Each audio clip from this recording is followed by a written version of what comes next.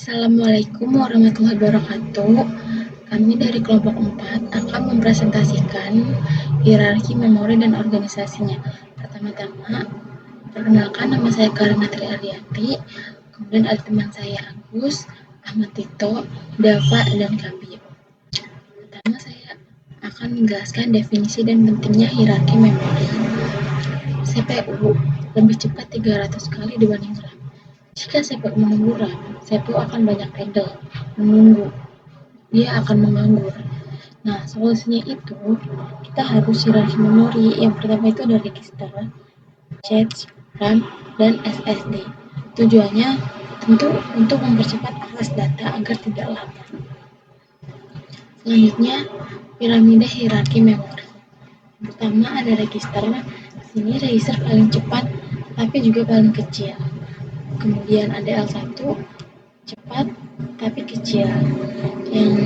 Terus ada L2, lebih besar namun sedikit lambat. Kemudian ada L3, lebih besar dan juga lebih lambat. Kemudian ada RAM, besar, lambat. Kemudian ada SSD atau hard disk. Ini tuh sangat besar kapasitasnya, namun juga paling sangat lambat. Jadi semakin ke atas, semakin kecil namun semakin cepat. Semakin ke bawah, kapasitasnya semakin besar namun akan semakin lambat.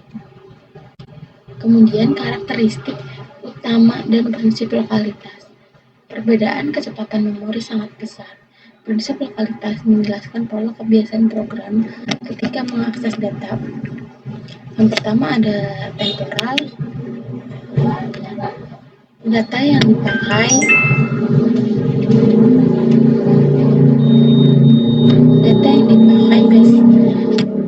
biasanya cuma sekali saja. Kemudian ada spasial, jika akses alamat A, kemudian bisa akses alamat dekatnya. Misalnya jika kita melihat foto A, maka cache akan langsung menyiapkan ke foto B ataupun yang berikutnya. Kemudian register cache fundamental. Register ada 16 buah, sangat cepat dan tentunya sangat kecil. Karena kalau ada L1 cache dibagi menjadi 2, yaitu L1I instruction itu untuk menyimpan instruksi program. Kemudian L1D data menyimpan data yang dipakai CPU. L2 cache lebih besar tapi sangat lambat. Kemudian cache operation dan performance. Cache ini data ditemukan. Ini mempercepat menemukan data. Kemudian cache miss, data tidak ada. Jadi ini mengambil dari RAM. Tentunya jika mengambil dari RAM maka akan sangat lambat. Jadi cache ini penting untuk mempercepat kerja CPU. Semakin sering hit, semakin cepat kinerja komputer. Cache ini tentu mengurangi waktu tunggu CPU yang lama. Selanjutnya akan dijelaskan oleh teman saya. Pada slide selanjutnya ada cache dan main memory, yaitu SRAM dan DRAM. Jadi kita akan membandingkan kedua teknologi RAM yang paling penting, SRAM dan DRAM ini. Kenapa keduanya ada dan kenapa kita memakai keduanya dalam arsitektur memori modern. SRAM atau Static Random Access Memory menggunakan 6 transistor per bit. Karena itu setiap bit memerlukan rangkaian latch atau 2 inverter silang yang menyebabkan sinyal keluarnya kuat dan stabil, sehingga waktu akses sangat cepat, sekitar 1-2 nanosekund. Namun, harganya itu sangat mahal, sekitar $1.000 per gigabyte. Kekurangannya juga besar, yaitu struktur 6 transistor per bit memakan area chip besar, yang menurunkan hasil produksi dan membuat biaya sangat tinggi. Jadi ukuran SRAM pada praktiknya sangat kecil, biasanya beberapa megabyte saja, dan dipakai sebagai cache, yaitu memori yang menyimpan data yang sangat sering diakses. Selanjutnya ada DRAM atau Dynamic Random Access Memory yang digunakan sebagai main memory. DRAM ini memakai 1 transistor dan 1 kapasitor per bit. Karena desainnya jauh lebih sederhana, bisa dibuat sangat padat sehingga biaya per gigabyte rendah, yaitu kira-kira $10 per gigabyte, sehingga kita dapat memiliki puluhan gigabyte sebagai main memory. Namun DRAM lebih lambat, yaitu sekitar 50 sampai 100 nanosekon akses, dan kapasitor bocor sehingga perlu refresh berkala. Jadi kenapa tidak membuat semuanya SRAM atau semuanya DRAM? Karena ekonomi dan performa saling bertentangan. SRAM terlalu mahal bila dipakai untuk semua kapasitas, dan DRAM terlalu lambat bila dipakai sebagai cache. Solusinya adalah memori hierarki, yaitu memori kecil dan cepat. SRAM cache di dekat CPU untuk hot data, serta memori besar dan murah menggunakan DRAM untuk bulk data. Ini memberikan keseimbangan antara cost, latency, dan kapasitas. Selanjutnya ada SRAM dan DRAM, tapi dalam level transistor.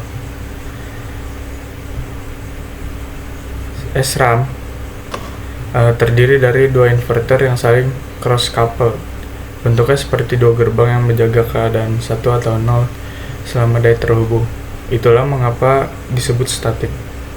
Karena output node sudah berupa level logika penuh saat dibaca, pembacaan sangat cepat dan tidak memerlukan sensing sinyal yang lemah. Itu sebabnya latency rendah, kira-kira 1-2 nanosecond. Selanjutnya ada DRAM cell. Hanya memiliki satu transistor sebagai switch dan sebuah kapasitor yang menyimpan muatan. Data direpresentasikan oleh muatan kecil pada kapasitor. Charge-nya 1, discharge-nya 0. Saat membaca, transistor menghubungkan kapasitor ke bit line yang kapasitif. Dengan ini, perubahan tegangan sangat kecil, yaitu pada tingkat milivolt, sehingga diperlukan sense amplifier untuk mendeteksi perbedaan ini dan mengamplify ke level logika penuh. Proses sensing ini dipengaruhi oleh konstanta waktu RC, sehingga lebih lambat, memberikan akses tipikal 50-100 nanosecond. Selain itu, muatan pada kapasitor bocor, sehingga DRAM harus sering di-refresh. Misalnya setiap 64 ms. Untuk mengisi ulang kapasitor yang kehilangan muatan.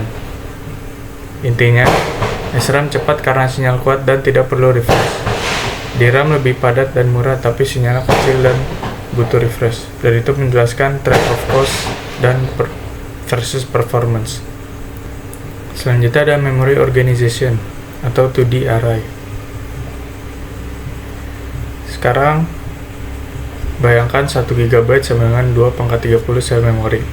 Jika kita menata semuanya dalam satu dimensi linear array, maka decoder alamat harus memiliki 2/30 output, yaitu sekitar 1 miliar garis yang jelas tidak praktis karena area routing dan konsumsi daya akan sangat besar. Solusi praktis adalah menata memori sebagai 2D array, yaitu baris kali kolom.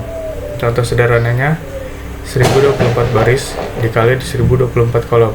Maka alamat dibagi menjadi row address 10 bit dan kolom address 10 bit juga. Alih-alih satu decoder 30 bit yang memiliki 1 miliar output, kita punya 2 decoder 10 bit, sehingga total garis decoder hanya 1024 tambah 1024, yaitu 2048. Pengurangan kompleksitas ratusan hingga ribuan kali lipat. Proses akses pada DRAM dilakukan 2 langkah. Jadi yang pertama ada row address strobe, yaitu kita menyalakan satu baris penuh sehingga seluruh kapasitor pada baris itu terhubung ke bit line dan sense amplifier memperkuat nilainya.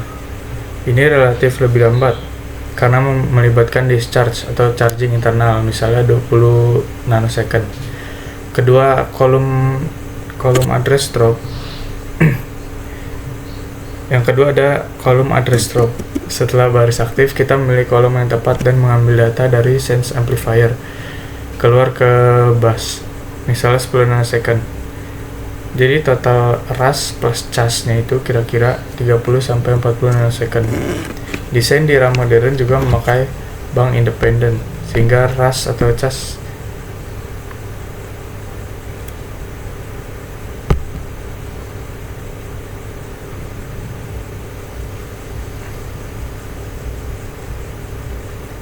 sehingga RAS atau cas dapat di pipelining di bank yang berbeda untuk meningkatkan throughput. Selanjutnya, memory addressing, yaitu virtual versus physical memory. Jadi, komputer modern memperkenalkan lapisan abstraksi, yaitu virtual memory. Ketimbang program mengakses alamat fisik RAM secara langsung, program bekerja pada virtual address atau VA.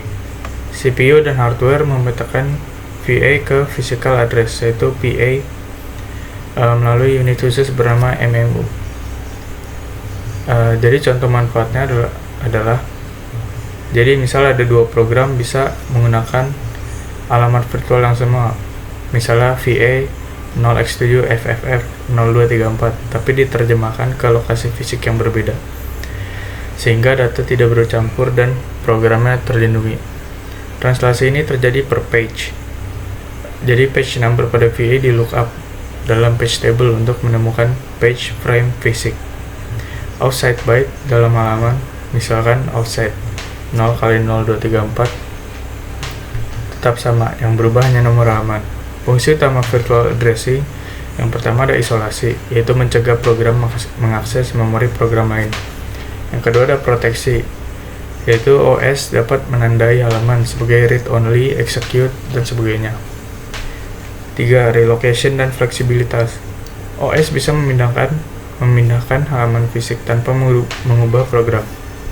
Yang keempat, virtual memory, yaitu memungkinkan program melihat ruang alamat lebih besar daripada RAM fisik melalui paging atau swap.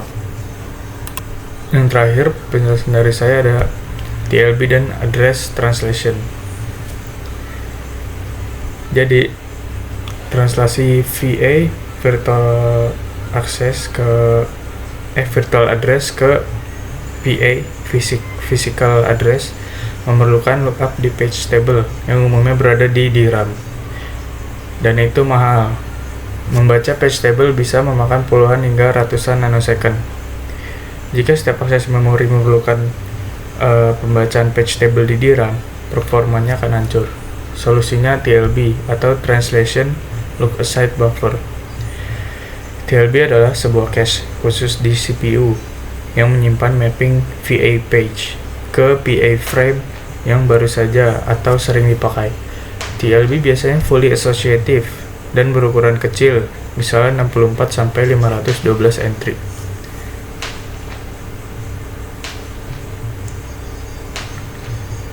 Jadi tanpa TLB, setiap akses memori memerlukan dua kali akses DRAM. Satu untuk membaca page table dan satu untuk membaca data. Karena itu latensi jadi double dan bandwidth terbuang. Selain itu, sistem memakai multi-level page table, misalnya 4 level pada X86 sampai 64, supaya page table tidak harus sangat besar secara fisik, hanya level yang diperlukan untuk dialokasikan. Selanjutnya, perlu juga dicatat efek context switch.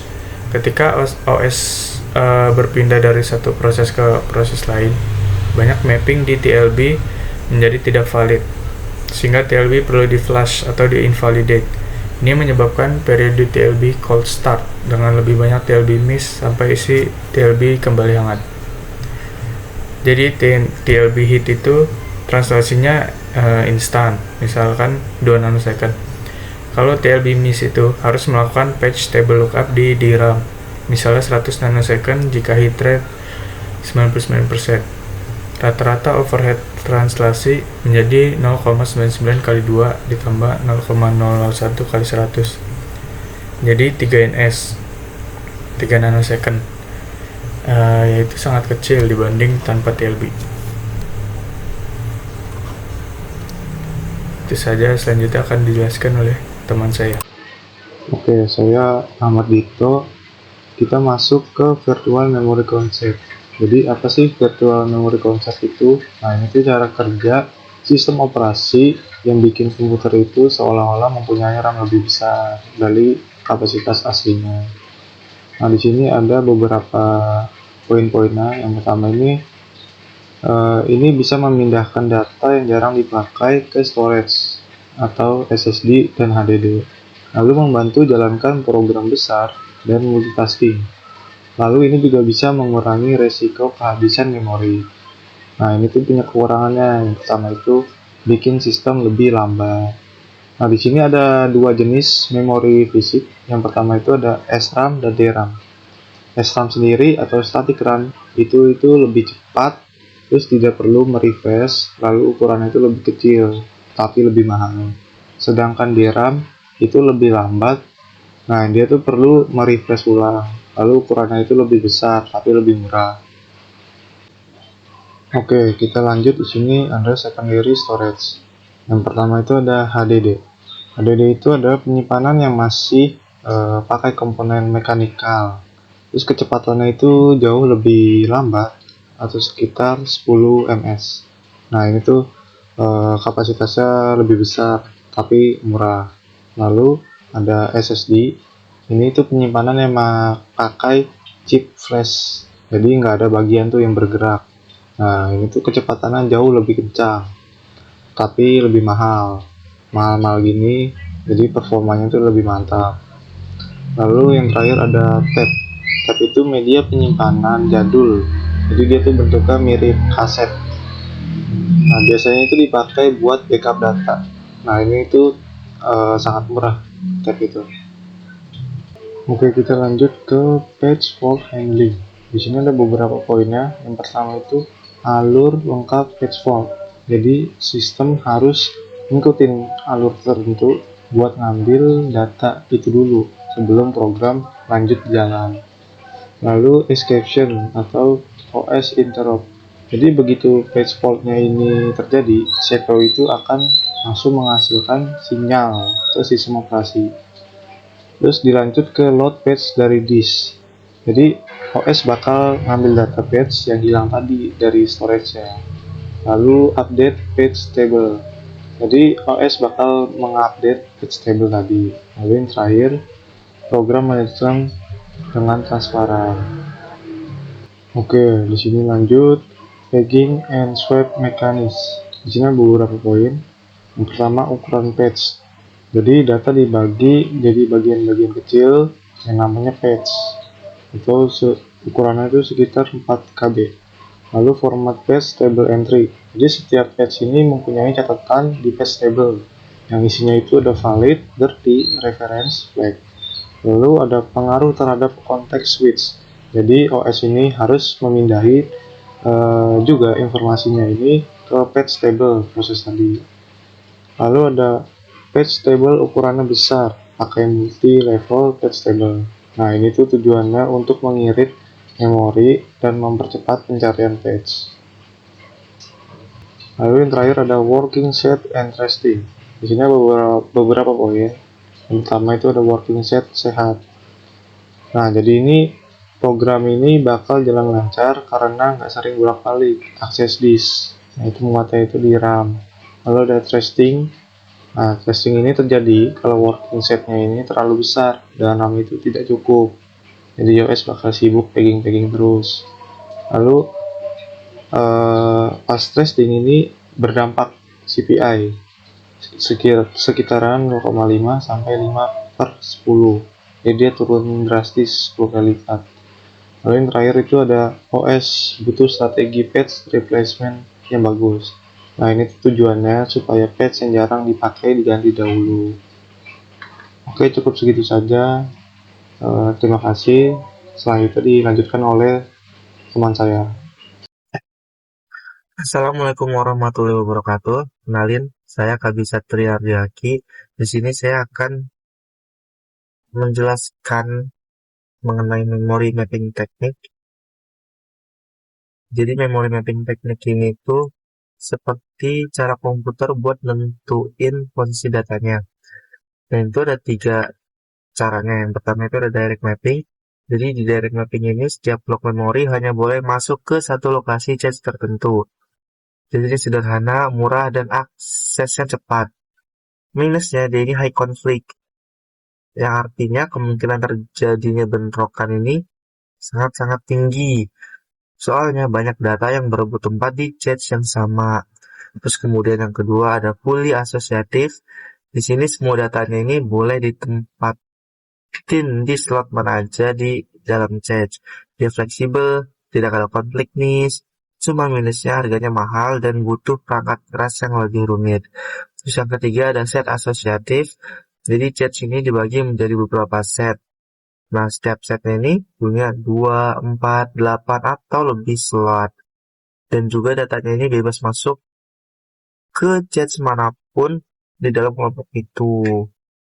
Hasilnya, set asosiatif ini lebih fleksibel dari direct mapping dan juga lebih murah dibandingkan fully asosiatif. Dan konfliknya itu jauh berkurang. Nah, yang selanjutnya di sini ada access time dan bandwidth analysis. Nah, yang pertama ini adalah latensi. Latensi ini tuh waktu yang dibutuhin buat data untuk bergerak dari sumber ke tempat tujuannya. Nah, perbandingan kasarnya ini di latensi itu yang pertama L1 chat itu 1 sampai 4 nano per second, L2 chat itu 10 nanosecond, L3 chat itu 40 nanosecond, RAM 100 nanosecond, SSD NVMe itu 100.000 nanosecond, dan HDD ini 5 juta nanosecond. Terus yang kedua ini ada bandwidth. Bandwidth ini lebar jalur atau kecepatan transfernya. Jadi seberapa banyak data yang bisa dikirim dalam 1 detik. Nah, di sini ada perbandingan kasarnya. Itu L1 charge itu bandwidthnya tinggi, bisa sampai ratusan. Terus RAM DDR itu 20 sampai 30 GB per second, SSD NVMe itu 2 sampai 7 GB per second, terus juga HDD itu kurang dari 0,2 GB per second. Nah, selanjutnya di sini ada jenis-jenis miss atau trisis. Nah, yang pertama ini ada compulsory miss atau full miss. Jadi ini kegagalan cache yang pertama dan tak terhindarkan saat CPU meminta seluruh data. Ini hal yang wajar dan hanya terjadi sekali. Misalkan ketika kita di restart laptop, terus pengen buka aplikasi, nah itu data programnya belum ada di cache. Jadi komputer ini harus baca dari SSD, jadi loadingnya itu agak lama. Itu namanya compulsory miss. Terus yang kedua itu ada capacity miss. Jadi ukuran cache ini nggak cukup besar buat nampung semua blok datanya. Misalkan ketika kita lagi buka Chrome terus punya banyak tab, misalkan bisa 50 tab lah. Nah, tab yang pertama kita buka dan terakhir itu kan pasti beda kan. Nah, ketika kita balik ke tab yang pertama ini itu pasti Chrome bakal nge-refresh atau nge-reload. Nah, itu namanya capacity miss, cache-nya nggak muat. Jadi nggak semua tab ini bisa disimpan dalam cache. Data yang lama itu bakal diganti sama data yang baru. Terus yang ketiga sini ada konflik miss. Konflik miss ini tuh terjadi bukan gara-gara cache-nya penuh, tapi karena dua datanya ini berebut di tempat yang sama. Ini akibat dari aturan mapping yang sebelumnya udah saya jelasin. Biasanya terjadi di direct mapping. Nah, selanjutnya di sini ada teknik optimasi memori. Jadi yang pertama ini ada data locality atau akses yang berurutan.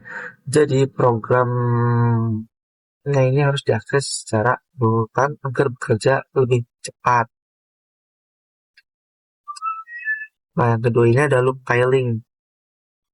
Dia memecah data yang besar menjadi bagian kecil agar muat di dalam cache. Terus yang ketiga ada prefetching. Jadi di prefetching ini CPU bakal nebak kira-kira data apa sih yang bakal kita butuhin dan bakal ngambil duluan sebelum kita minta. Terus yang keempat ini ada alignment. Jadi alignment ini tuh penyelarasan data. Jadi dia menempatkan data pada posisi memori yang sesuai dengan ukuran cache line. Jadi bisa dibaca dalam satu kali ambil. Nah, yang kelima ini ada compiler optimization. Nah, jadi dia menyusun ulang perintah agar akses memorinya ini jadi lebih cepat. Nah, yang terakhir di sini ada analisis performa cache. Nah, apa sih analisis performa cache itu? Jadi ini buat ngejelasin seberapa besar pengaruh cache terhadap kecepatan CPU. CPU ini akan menghitung kecepatan kerjanya menggunakan nilai yang bernama CPI, clock per instruction. Nah, CPI itu tuh berapa banyak sih ketukan dari CPU yang diperlukan untuk menjalankan satu instruksi. Nah, untuk rumus dasarnya ini itu CPI totalnya sama dengan CPI CPU ditambah hasil kali dari miss rate dan miss penalty. Nah, miss penalty ini tuh waktu tambahan akibat cache miss. Sedangkan miss rate ini seberapa sering sih komputer ini mengalami cache miss. Nah, miss penalty itu hukuman waktu karena harus mengambil data dari RAM. Nah, di sini udah ada contohnya. Misalkan CPI CPU-nya itu 1, terus miss rate-nya ini sekitar 5%, dan miss penalty-nya itu 50 cycles. Nah, perhitungannya itu CPI extra itu miss rate dikali miss penalty-nya ya. Jadi 5% jadi 0,05 dikali 50. Hasilnya itu 2,5. Terus tambahin deh sama CPI CPU-nya. Jadi 1 ditambah 2,5 hasilnya 3,5. Nah, apa sih artinya? Nah, jadi awalnya CPU ini tuh butuh 1 cycle untuk satu instruksinya. Tapi karena cache-nya ini sering miss, sekarang CPU itu butuh 3,5 cycle untuk satu instruksi. Jadi si CPU ini tuh 3,5 kali lebih lambat gara-gara cache miss. Itu aja dari saya. Selanjutnya akan ada dijelaskan oleh Agus. Perkenalkan di sini saya Agus Balon Marfau akan menjelaskan bagian terakhir dalam presentasi kali ini. Kita masuk kepada multi-level cache architecture. Jadi di sini ada beberapa poin penting yang harus kita ingat dan kita pahami, yaitu pertama hierarki dari per core-nya itu. Di dalam cache-nya itu ada L1. L1 ini terdiri dari 2, ada yang L dan D. Nah, L itu apa? L itu instructor dan D itu data. L2 itu divide dan L3 itu adalah share among cores. Nah, di sini perbedaannya itu L1 itu lebih kecil sampai ke L3 yang lebih besar.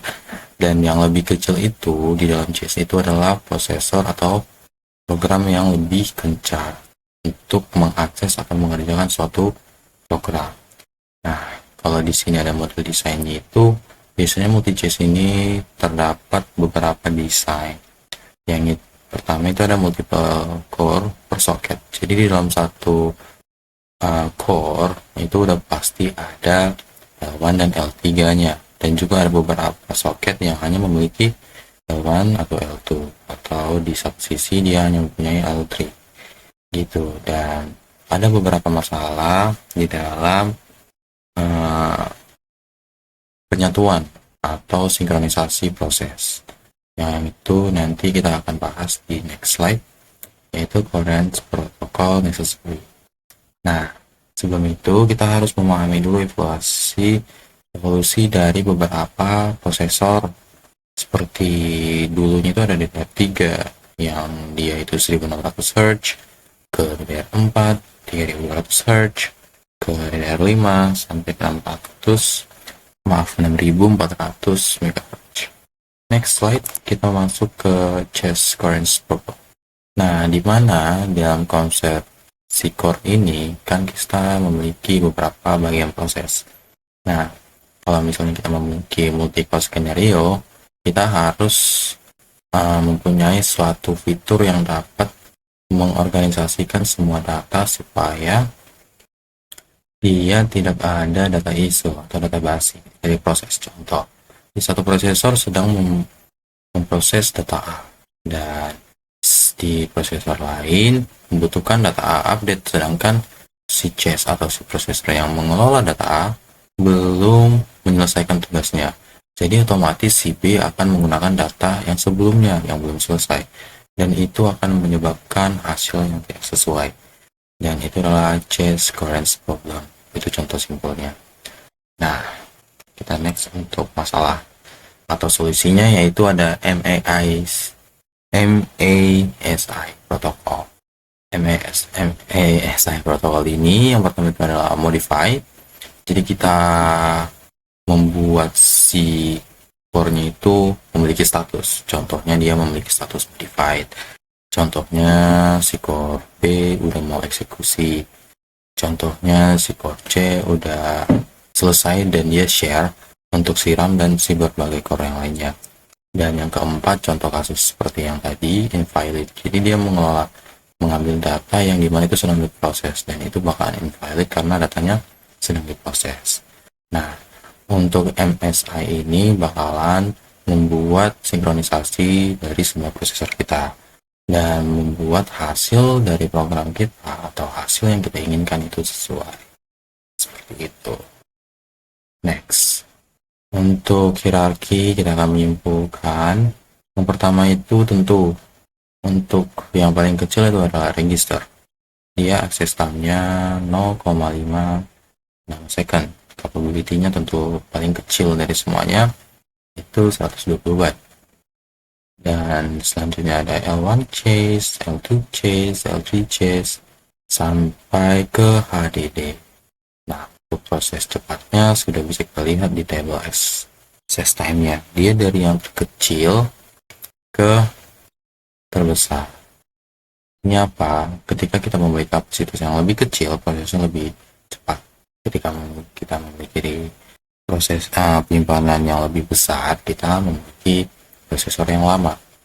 Dan mungkin buat teman-teman bakalan ada pertanyaan, kenapa kita nggak menggunakan teknologi yang seperti penggunaan register aja di dalam suatu prosesor atau di dalam suatu device? Itu bakalan sebenarnya bisa aja, tapi teknologi kita untuk saat ini belum memadai, dan juga untuk membuat itu sangat susah.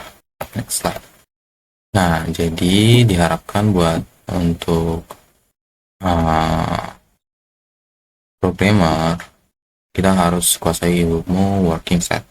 Jadi kita harus menyesuaikan program dan juga prosesor yang kita butuhkan. Jangan asal memilih perangkat yang tidak sesuai dengan yang kita butuhkan. Contohnya kita mau untuk bekerja dan juga gaming, kita cari prosesor yang mencakup dua hal tersebut. Kalau misalnya cuman untuk seperti kerja kantoran, jangan kita ambil yang gaming, itu bakalan memperoleskan data kecuali Anda kaya.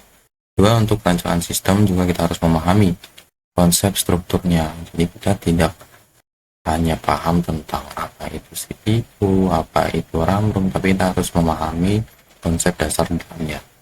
Jadi dari chipset ini kita harapkan di masa depan nanti bakalan ada preferensi bantuan atau metode baru lagi untuk pengorganisasian prosesor kita ini menjadi lebih baik lagi dengan bantuan AI. Seperti itu. Next slide itu adalah kesimpulan. Jadi memori dan organisasinya adalah fondasi penting dalam komputer arsitektur, yang menjelaskan bagaimana sistem komputer modern mengorganisasi memori untuk mencapai performa optimal. Dan kami di sini membahas perjalanan lengkap dari register berulang kecil namun sangat cepat hingga hard disk storage yang lebih besar namun lambat, dan menunjukkan bahwa setiap level dalam hierarki memiliki trade-off unik antara kecepatan, kapasitas, dan biaya. Semakin kecil pangkatnya, semakin kencang kecepatannya, dan juga biayanya makin mahal. Jadi sekian untuk presentasi kami. Mohon maaf bila kami ada salah-salah kata, dan kami harap ilmu yang kami bagikan ini dapat bermanfaat buat kalian yang sedang mendengarkan presentasi ini. Sekian dan terima kasih.